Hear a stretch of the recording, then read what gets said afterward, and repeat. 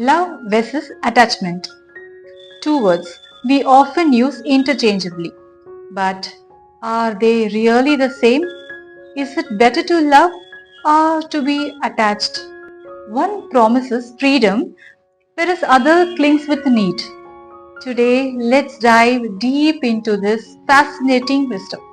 Whether love is truly good or attachment is what we are actually seeking.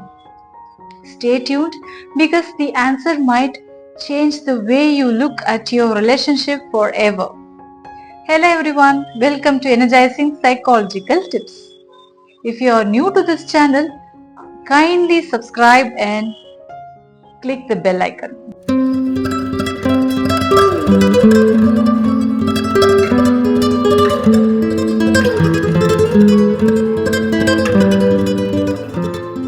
Love is an emotion. It's a part of the human mind, synonymous with affection, fondness, compassion, and endearment. The test of love is life in one's ability to identify with others. True love is based on selflessness and sacrifices, untainted by personal interest or motive, with no thought of benefits or reward for oneself. Now let's see about attachment. Are you guys ready? Yes, come join with me. Attachment is the antithesis of love. However, it is taken for accepted as love. Deeply concealed self-interest converts love into an unfavorable, inharmonious attachment. Feelings extend to another person on the grounds of being captured to and easily pleased by material gifts and physical comforts, pampered with emotion satisfaction and intellectual attunement. Love has positive effects, while attachments can only bring sorrow and suffering. To understand why love and attachment are opposed to each other, one needs to analyze and understand the factors responsible for these emotions. Friends, mind is the storehouse for all emotions and desires, wishes and wants, whims and fancies. Develops automatically within months after birth.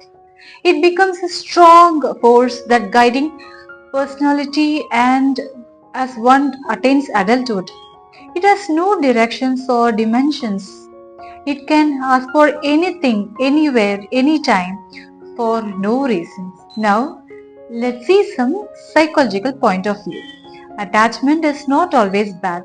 It's natural and necessary for human survival.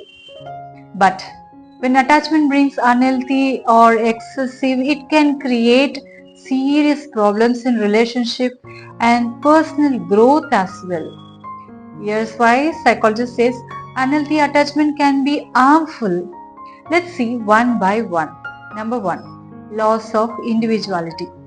Over attachment can blur boundaries, making people dependent on someone else or identity, decisions or happiness. The other one is fear of abandonment.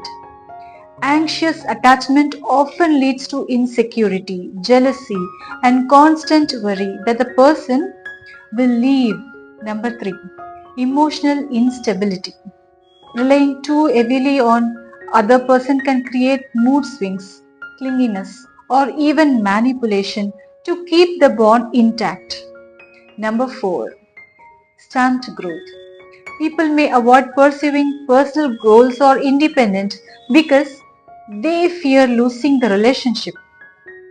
Number 5 is toxic patterns. Over attachments can make difficulty to lead unhealthy or unmutable relationship because the fear of being alone feels greater when the fear of staying. Now guys, are you ready to see some examples for this? Yes, come join with me. Text check obsession. Imagine someone who panics if their partner doesn't reply in 10 minutes. We start overthinking. Are they ignoring me? Did I do something wrong? Psychology calls this as anxious attachment. It creates stress, insecurities, and push the partner away. Number 2, the friend who can't say no. There is always a friend who sacrifices their own needs just to keep someone happy. They'll cancel the plans, they'll agree to things that they don't like, and also they avoid conflict at all cost. Number 3, the stuck relationship. A person stays in a toxic relationship because they think I can't live without them. Even though they are unhappy, the thought of being alone terrifies them. This is attachment trapping someone in unhealthy patterns, making it hard to break away. Number 4, the jealous co-worker. Let's see. In a workplace, an employee gets overly attached to their mentor or team. When that person praises someone else, this particular person feels hurt or threatened. This shows how attachment can spill into professional life, lead into insecurity. Mind can be compared to the flow of water in a river, the intellect to its banks. When the banks are strong, waters are directed to cultivate and nourish the field around. When weak, same water can devastate the fields and destroy the product. Love is same like that. It's like any other emotions of being mind. Needs to be governed and directed by a well-developed intellect. Uncontrolled emotions turned self-centered brings about negative effect in a relationship. Make one act in destructive way. Actually, there is a thin line between love and attachment. When the same love emotion is vitiated by selfishness and lack of intellectual application, it becomes attachment. Attachment is an intense flood of emotions based on extreme impulse. Here comes a small equation.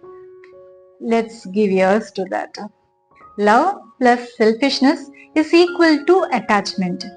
Attachment minus selfishness is equal to love.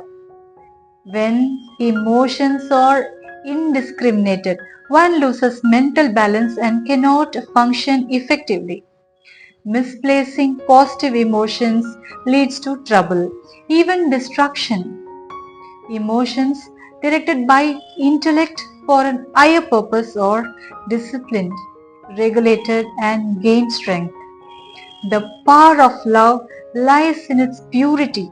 Have you ever noticed how sometimes we hold on so tightly to people, things, or outcomes that instead of feeling secured, we actually feel anxious?